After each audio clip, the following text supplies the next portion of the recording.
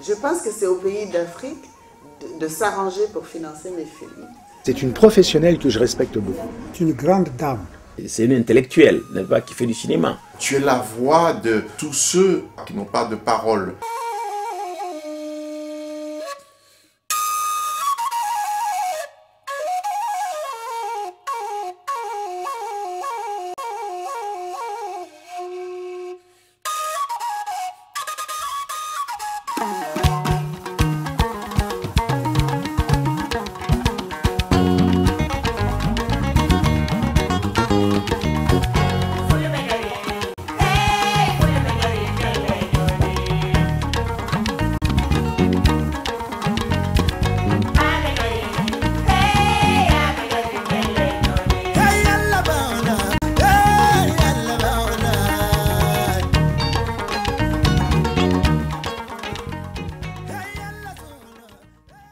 Je raconte des civilisations, je raconte des cultures, je raconte des modes de vie que j'aime, puisque c'est les miens, et que j'ai été élevée dedans avec amour et générosité et attention. Et donc finalement, je crois que tout ce que je fais est prétexte à raconter choses qui me sont chères, qui sont très belles. Elle parle d'un cinéma authentique qui reflète nos réalités, en même temps qui sublime notre imaginaire. En ce sens qu'il y a une décolonisation de l'imaginaire qui doit s'opérer. En ce sens-là, j'ai perçu son engagement dans le cinéma. Je vis dans un pays et dans une partie du monde où il y a beaucoup de mensonges sur nous. Et je voudrais rétablir la vérité. Et puis, je voudrais partager avec le monde un mode de vie, une civilisation, des cultures qui probablement vont disparaître. Vu comment les choses sont parties depuis 5 siècles qu'on est en contact avec l'Occident. Ramatoul nous parle souvent et se réfère souvent au père fondateur du cinéma africain. Et c'est par elle que j'ai d'ailleurs compris que le premier cinéaste africain, contrairement à ce qu'on croit, ce n'est pas Sembène, mais un Nigérien inconnu qu'elle a tenu à réhabiliter. Donc vraiment, elle veut avoir sa place et elle est à ce niveau-là sans concession. Je crois qu'elle croit d'abord à la notion de liberté. Elle revendique plusieurs choses. Elle revendique le fait d'être une femme, le fait d'être une Africaine, le fait d'être libre, mais elle dit cette liberté, il faut la conquérir chaque jour que Dieu fait. À chaque pas que je porte, il faut que j'assume cette liberté et ce que je veux. Et elle fait la différence. C'est pas une féministe, j'allais dire comme on le voit souvent en Europe, en disant je veux être l'égal de l'homme. Non, elle ne veut pas être l'égal de l'homme. Elle dit nous sommes différents.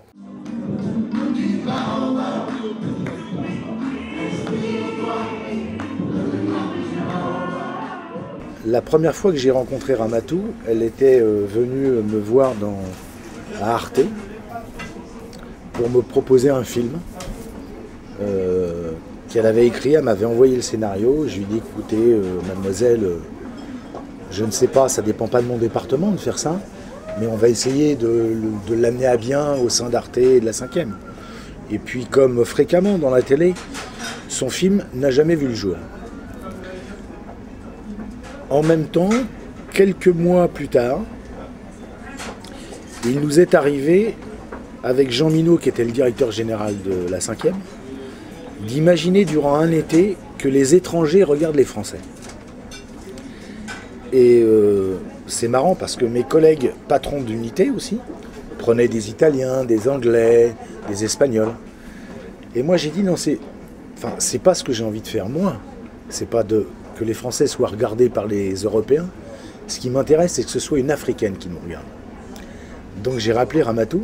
Je lui ai dit, écoute Ramatoul, je serais très honoré de travailler une nouvelle fois avec toi, parce que je pense que c'est une émission qui te convient, qui convient à ton intellect, qui convient à ta facilité, parce que c'est une très bonne animatrice. Et donc durant 2 semaines, elle a été une des présentatrices de ces émissions « Les étrangers regardent la France ». Et il se trouve que ça a été une des plus belles audiences de cet été-là. Alors, c'est pas dû forcément à mon idée. C'est surtout dû aux qualités de Ramatou. Cela se passe dans les années 80. J'arrive à Paris et je suis confronté à quelque chose de particulier. Je dois parler de la négritude. Et on me conseille d'aller voir une jeune et éminente journaliste qui travaille à RFI. Et un samedi matin, je prends rendez-vous avec elle, je vais chez elle. Je me rappelle de cela comme aujourd'hui, c'était avenue de la République. Et elle me reçoit gentiment et elle m'explique plusieurs choses. La négritude par rapport aux Africains, la négritude par rapport à l'Europe et la négritude par rapport au monde. Et elle m'explique tout cela avec un bonheur inégalé. C'était ma première rencontre avec Ramatou.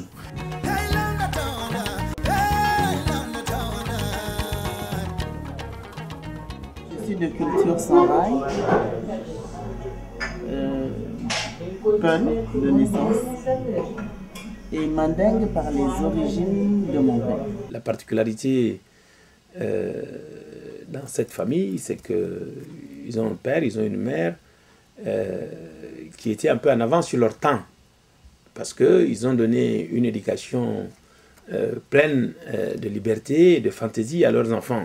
Donc elle a grandi un peu dans cette ambiance. Je crois qu'elle a hérité quand même d'une certaine tradition familiale, quoi qu'on le dise. Hein. Du moins, elle a baigné dans une ambiance qui l'a prédisposée très tôt à être une militante, tant sur le plan culturel que sur le plan politique. Moi, j'ai fait des études de philo et de linguistique, voilà. J'ai passé le bac, j'ai fait des études. Et j'ai étudié aussi le Peul et le Hausa à Paris, au Langso et à la Sorbonne. Il avait réalisé des documentaires comme sur les femmes d'Afrique. Elle avait écrit un livre aussi, SDF, aux éditions Lattès, etc. Longtemps, elle a animé une émission qui s'appelait L'assiette anglaise de Bernard Rapp, vers midi, etc., que tout le monde regardait ici. C'était la première femme africaine à être à la télévision française carrément, quoi. Bon. Et ainsi, elle a eu deux fois le 7 d'or, etc., etc. Et comme Bernard, à cette époque-là, travaillait à Europe 1, il m'arrivait souvent de croiser Ramatou. Donc je sais que, en tant que femme, elle est profondément journaliste. C'est-à-dire son regard sur la société est un regard de journaliste, de compréhension. Elle a été à France Inter, elle était donc à Antenne 2 à la télévision, et puis elle était journaliste un peu partout, quoi. Bon, elle s'est fait son trou de journaliste, hein, à l'époque où il y avait rarement des journalistes africaines. Il y avait déjà rarement des journalistes africains et des femmes africaines encore moins. Donc vraiment, en ce sens, c'est une pionnière, quoi. Vous savez, c'est dans l'ordre des choses. Je crois que vous voyez, son parcours témoigne de sa créativité. Bon, parce qu'elle n'a pas fait des études spécifiquement de cinéma. C'est une fille qui a fait des études de philosophie, mais qui avait un talent naturel en littérature. Donc c'est tout logiquement qu'elle est venue vers la littérature, vers l'écriture. Et ensuite, c'est cette créativité qui l'a poussée à trouver une autre voie où les femmes étaient absentes, à savoir le cinéma. Et là encore, comme le journalisme, elle l'a apprise sur le tas, comme le cinéma, elle l'a apprise sur le temps. Mais elle avait les qualités pour ça. D'abord, elle avait le talent, ensuite, elle avait la créativité, et ensuite, je voulais ce qui manquait au cinéma africain, c'était des auteurs qui étaient dotés d'une grande culture générale. Elle avait cette culture générale.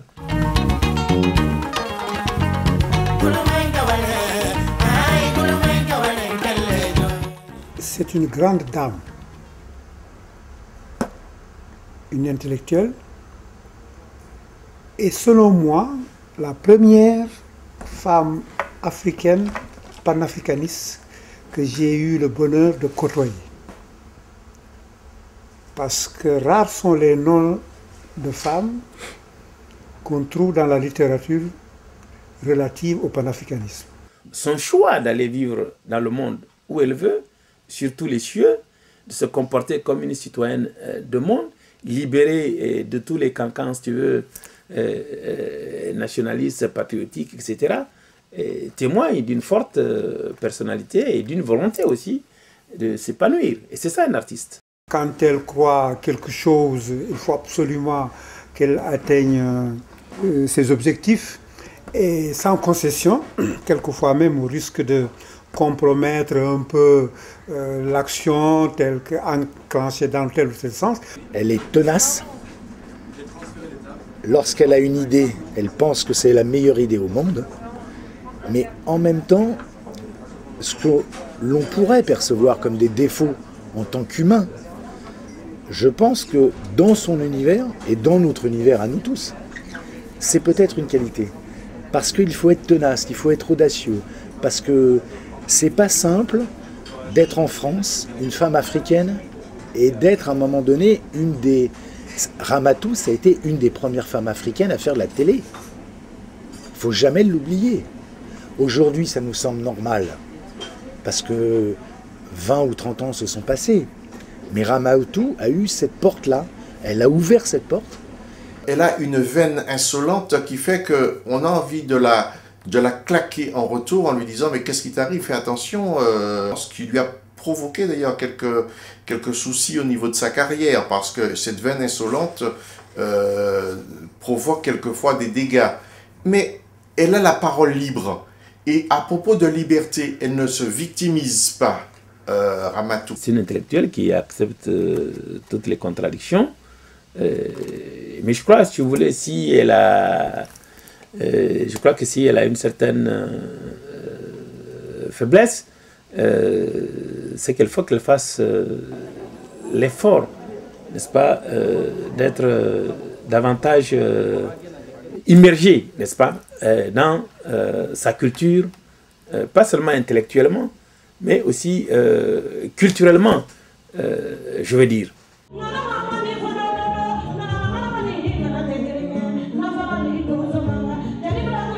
Le court-métrage que j'ai fait avant d'Escalessi, qui est le nerf de la douleur, ça a été en sélection documentaire court-métrage à Ouaga au Fespaco. Et la projection qui a eu lieu, donc effectivement, bien sûr, j'ai invité Charles, et il y avait Moustapha Alassane, il y avait mes aînés, parce que voilà, moi je suis une sahélienne et chez nous, on rend hommage à ceux qui nous ont précédés. On est comment dire, on se place dans leur sillon, hein, et j'y tiens. Donc je les ai invités, les anciens. Ils sont venus et la projection a eu lieu. Ils ont aimé. Mais je me souviens qu'après la projection, Charles s'est approché de moi, il m'a dit demain on déjeune ensemble. Il était grave. J'ai dit d'accord. Moi je suis sortie avec mes potes. Le lendemain, midi, il m'a dit on déjeune ensemble, rendez-vous à midi à l'hôtel Indépendance. Bon, je suis venue à midi pile à l'hôtel Indépendance. Il m'a trouvé là et on est allé déjeuner. Et là, il m'a dit, il est très bien ton film Le nerf de la douleur, mais moi je suis pas content. Non, tu es encore un peu trop proche du journalisme. Il faut que tu lâches ça. Tu es plus que ça. Tu es mieux que ça. Tu peux faire. Alors, et moi, je suis partie dépitée. Hein, j'avais pas de larmes aux yeux parce que, voilà, il était sévère pour que je fasse mieux. Et puis quand j'ai fait Alessi, je me souviens, parce qu'Alessi c'était d'abord un court-métrage. Hein. Quand je l'ai fait lire donc à tous les copains, ils m'ont dit il y a trop, c'est trop riche, faisons un moyen, un 52, c'était un 26. Et puis comme j'ai trouvé aucun producteur, aucun acheteur, aucun préachat, aucune chaîne, je me suis mise dans un coin de ma chambre, j'ai fait le film que je voulais, qui est devenu donc un long métrage. En 66, Saga était presque vide, c'est un village qui ressemblait beaucoup au Bill Western.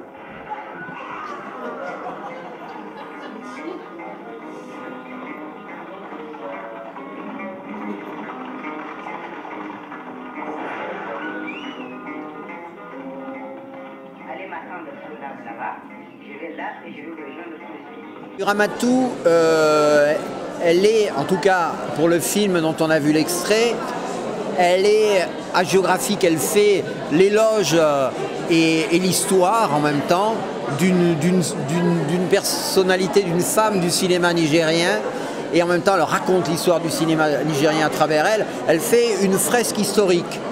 Elle la bricole seule et tout, mais ça donne une œuvre accomplie et assez remarquable. Ça aurait pu être tout simplement un travail de journalisme, un travail d'enquête, de reportage. Pas du tout. Donc, c'est dans ça qu'on a vu la créativité. C'est-à-dire que vous pouvez prendre des éléments bruts, des documents d'archives et en faire une œuvre de création.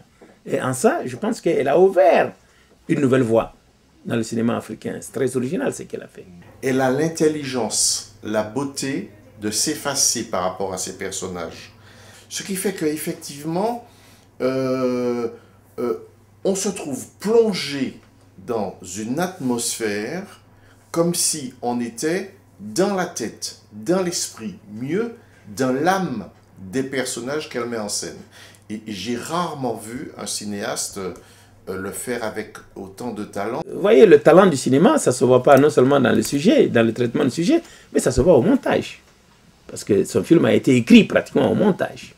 Donc, en ce sens-là, c'est vraiment une grande œuvre de création et c'est ça qui lui confère une certaine originalité. Donc je crois que la chance d'Alessi, c'est qu'il n'ait pas eu de coproducteur français ni européen, mais sa fragilité, c'est qu'il n'en ait pas aussi. Parce que si j'avais eu une coproduction européenne, c'était écrit en 26 minutes, je n'allais pas passer à 1 minute de plus, ou un 52, et je vois mes copains qui venaient pendant le montage, qui voyaient le film, qui disaient oh, mais c'est lent, mais on va s'emmerder. Alors le producteur m'aurait certainement dit ça, et je n'aurais pas gardé. Oui, mais c'était bon, mais parce qu'on ne fait plus de films lents comme ça. Mais parce que la lenteur ou la vitesse, c'est un rythme. C'est pas que c'est moche ou c'est un rythme. Et moi, je sais que mon rythme est lent, et ce que je raconte, le Sahel, le temps est lent, les choses sont lentes, et c'est cette lenteur que j'aime. Bon.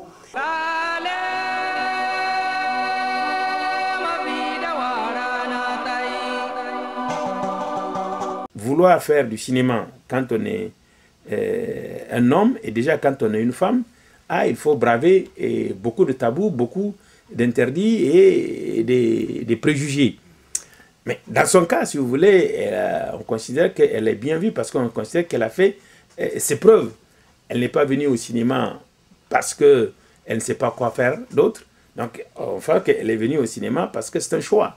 Et ensuite, ces films sont d'une très grande teneur intellectuelle et culturelle. Il faut le lui reconnaître. Elle m'a toujours parlé du fait qu'elle rencontre beaucoup de difficultés à avoir la subvention nécessaire pour la réalisation de ces films.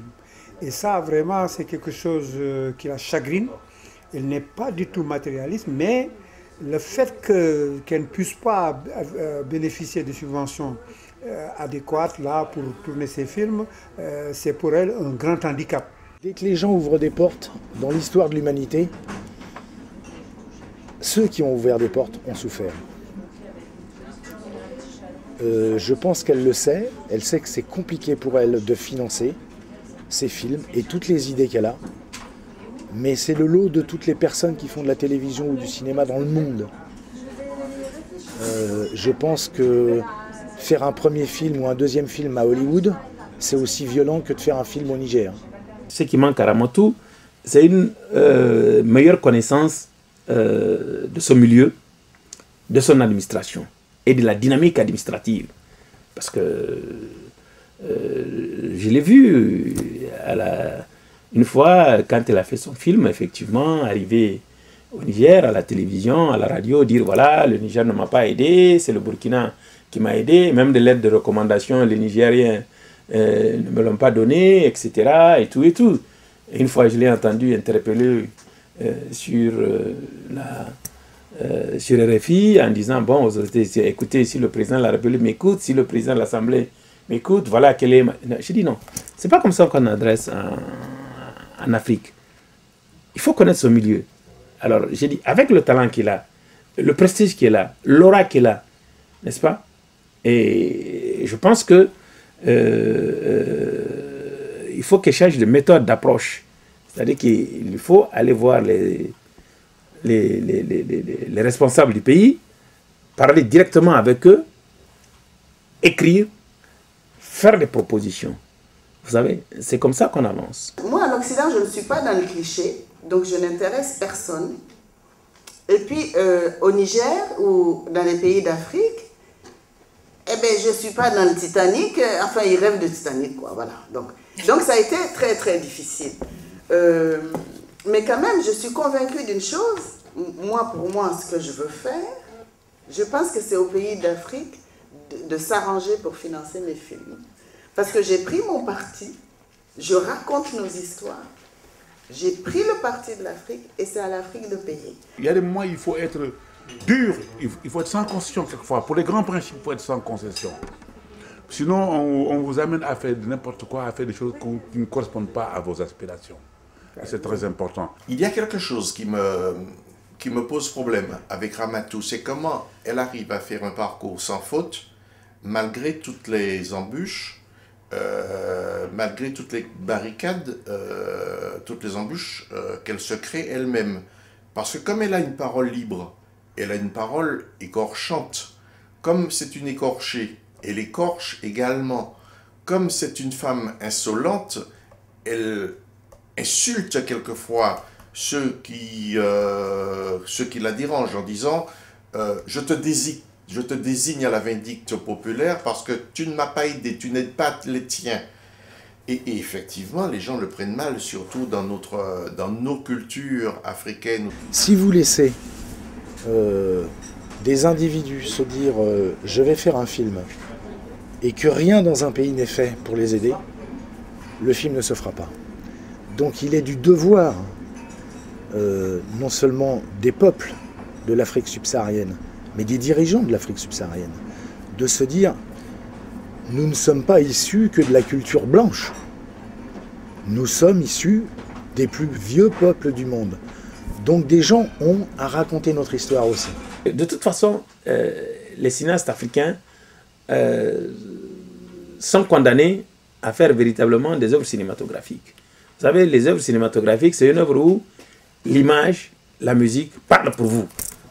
Voilà. Et je crois qu'on est obligé parce que si on veut réellement, si tu veux, produire pour notre population, voilà. Et ça, je pense qu'il est important que chaque cinéaste africain puisse faire une introspection, n'est-ce pas, pour essayer de faire des œuvres en adéquation avec le public. Je peux dire qu'il y a de l'espoir. D'abord parce qu'il y a une nouvelle génération, justement, si vous voulez, qui a la culture du numérique, qui arrive actuellement, qui fait ses preuves. Et nous essayons dès le départ, on a essayé d'encourager les jeunes à lier un métier professionnel qui leur permet de gagner leur vie, et ensuite le cinéma comme une valeur ajoutée. Parce que de toute façon, il ne faut pas se faire d'illusions. Aucun marché africain n'est assez porteur pour assurer, n'est-ce pas, le viatique à un cinéaste. Je lui souhaite vraiment le maximum de bonheur et je l'encourage à persévérer dans la voie qu'elle a choisie et pour atteindre ses objectifs. Parce qu'en fait, dans ce sens-là, elle travaille et pour le continent et pour, en quelque sorte, l'humanité. Continue car la grâce t'environne. La grâce t'environne, tu es belle. La grâce t'environne parce que tu n'es pas belle seulement physiquement. La grâce t'environne parce que tu es belle intellectuellement. La grâce t'environne parce que tu es belle dans ta liberté. Et ta liberté est au vent. Eh bien, tu es la voix, tu as toujours été la voix des sans-voix. Quelle est une main de fer dans un gant de velours? Mais pour reprendre un proverbe, le chasseur qui guette sa proie ne tousse pas. Djibril Diop Mambéty est mort. Charles Mensa est mort. Moi, je voulais leur montrer qu'ils n'avaient pas tort. de ce qu'ils m'ont envoyé. Djibril Mambéty connaît ce que je fais de la télé, il sait ce que j'ai fait même de courts-métrages. C'est pour ça qu'il m'a poussé à aller plus loin. Et Charles Mensa a vu Alessi. Mais vous voyez, Charles Mensa, on jouait à s'épater. Voilà. Donc, je ne sais plus qui est Pathé. J'espère que mon prochain film sera au moins aussi beau qu'Alessi. Je voudrais qu'il soit encore plus beau. Mais vous savez, quand vous avez quelqu'un, un alter ego, quelqu'un en face à qui vous dites « Tu vas voir ce que je sais faire, tu vas voir de quoi je suis capable. » Alors tu vas plus loin. Mais je sais pas, j'ai plus personne à épater. Je pense beaucoup à eux et j'espère qu'ils vont continuer à être fiers de moi.